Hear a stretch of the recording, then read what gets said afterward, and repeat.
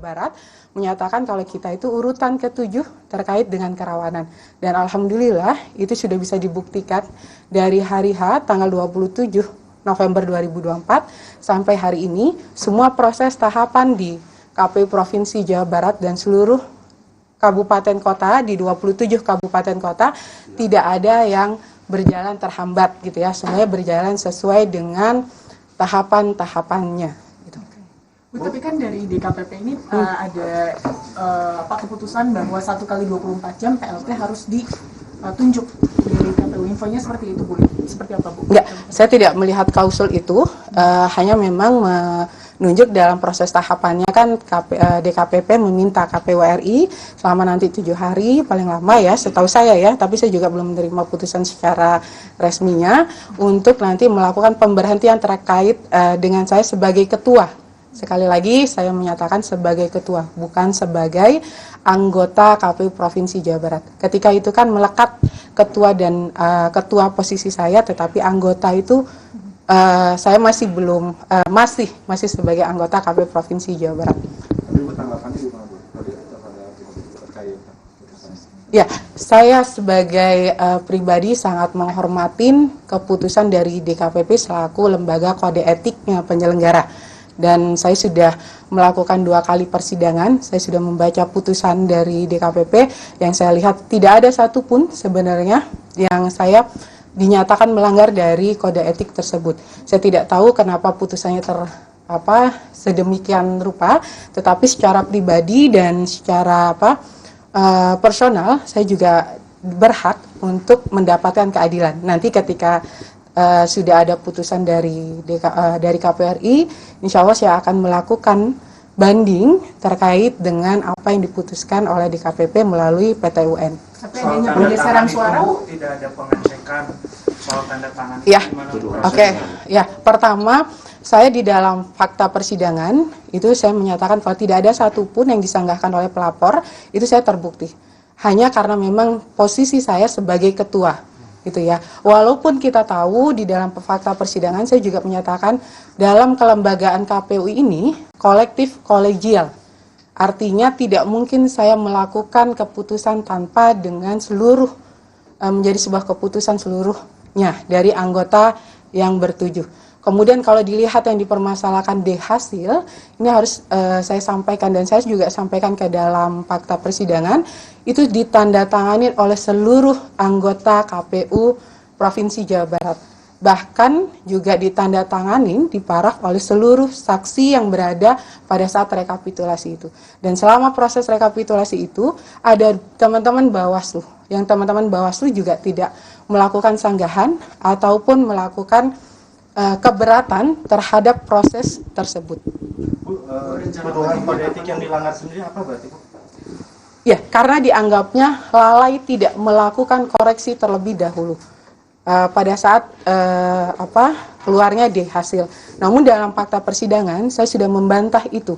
Dengan apa? Dengan memberikan keterangan dan bukti juga terkait dengan sebelum pencetakan D hasil, karena KPU Provinsi Jawa Barat itu mencetaknya melalui Sirekap.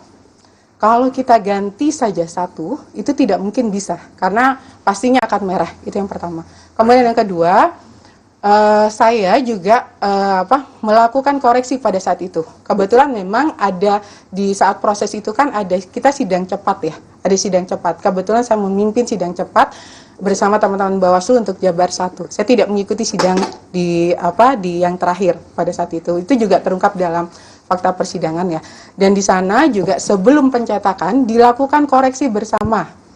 Sebelum itu digandakan, KPU Provinsi Jawa Barat itu melakukan pencetakan yang pertama, memberikan kepada seluruh saksi untuk dilakukan paraf koordinasi untuk dikoreksi bersama. Dan pada saat itu, dan saya juga sampaikan di dalam fakta persidangan, kalau semua menandatangani terkait dengan hasil koreksi bersama untuk seluruh saksi dari partai politik peserta pemilu 2024 yang berada di Jawa Barat. Artinya pergeseran suara itu di mana ya, Bu?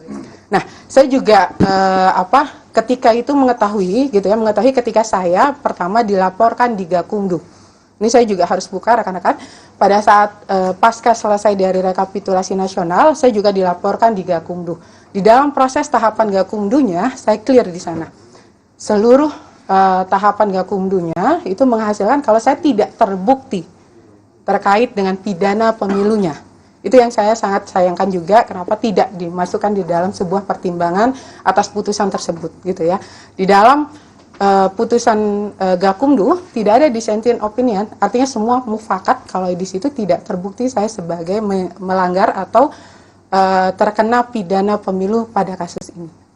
Ibu, maaf sebelumnya kan di DKPP juga dikatakan kalau Ibu men-take down video, meminta take down video dalam percakapan WhatsApp, itu seperti apa sih Bu? Betul Ya. atau tidak? Ya, yang pertama, dan itu sudah sayang sekali saya juga menyampaikan tidak masuk ke dalam fakta persidangan yang diungkapkan di dalam DKPP kemarin. Di dalam fakta persidangan di DKPP, saya memberikan bukti terkait dengan seluruh video selama proses dari hari H-1 sampai bukan H-1, dari hari pertama sampai hari terakhir. Saya memberikan seluruh proses video tersebut, gitu ya. Terkait dengan permintaan take down itu, saya tidak pernah memerintahkan Pak Evan yang disebutkan kemarin ya, gitu. Kemudian saya hanya berkomunikasi dengan Pak Kasubag terkait untuk bukan men-take down, tetapi meng-hide terlebih dahulu karena memang pada saat itu ada proses sinkronisasi di rekapitulasi tingkat nasional. Dan itu bisa dilihat oleh teman-teman, rekapitulasi tingkat nasional di video di KPU RI memang ada permasalahan di Subang, gitu ya. Dan itu sedang dilakukan penyesuaian. Dan saya tidak pernah memerintahkan terkait dengan itu. Kemudian saya membantahnya, dan yang kedua saya mengajukan kepada majelis hakim pada saat itu, yaitu bukti video. Bahkan saya memberikan video itu dari hari pertama sampai hari terakhir. Artinya secara etika saya sudah melakukan niatan baik untuk membuktikan kalau saya tidak pernah bermaksud menyembunyikan. Apalagi misalnya tidak ada keuntungan bagi saya ketika harus menyembunyikan. Bahkan saya memberikan seluruh video dari hari pertama sampai hari ke-10 kepada majelis hakim pada saat itu. Berarti proses yang tanda tangan itu sebenarnya sudah sesuai prosedur begitu ya? Iya, dalam proses penandatanganannya, kita itu kan di dalam PKPU rekapitulasi seluruh pertama KPU Provinsi Jawa Barat itu kan melakukan prosedurnya sesuai dengan tahapan. Di situ yang masuk dalam ruang lingkup ruang pleno juga adalah orang yang sudah termasuk, misalnya dari partai politik, saksinya ada. Kemudian kabupaten kota yang membacakan ada. Kami yang memimpin pimpinan itu ada. Kemudian dari Bawaslu pun ada, gitu ya. Jadi dan itu terbuka untuk umum, bahkan bisa disaksikan oleh live pada saat itu. Dan di sana kami pastikan di hari terakhir ketika melakukan pencetakan yang kami lakukan di KPU Provinsi itu adalah pencetakan yang dilakukan melalui Sirekap. Artinya tidak ada manipulasi di sana. Karena kalau kita lihat teman-teman, Sirekap itu tidak bisa diganti di sana ya, gitu. Rencana bandingnya kapan? Ya, enggak, itu yang penting bagi saya hari ini memastikan Pilkada Jawa Barat berjalan dengan tuntas sampai nanti kita rencananya tanggal 5 sampai tanggal 6 ini memanggil teman-teman kabupaten kota untuk melakukan persiapan. Di tanggal 7 sampai tanggal 9 kami berharap proses rekapitulasi tingkat Provinsi Jawa Barat sudah berlangsung, sudah selesai. Ini yang harus saya pastikan dulu. Terkait dengan apa yang terjadi di saya, itu menjadi bagian hak saya untuk mencari keadilan, gitu ya. Hak saya untuk membuktikan kalau sebagai penyelenggara saya tidak pernah melakukan itu. Artinya putusan dari DKPP kemarin ini bisa jadi belum tentu kalau melalui persidangan di KPU RI ini bisa jadi Ibu tidak bisa dibatalin gitu. Ya, kita punya kemarin sempat ya, kalau ada contoh ini mungkin nggak usah ini ya, ada beberapa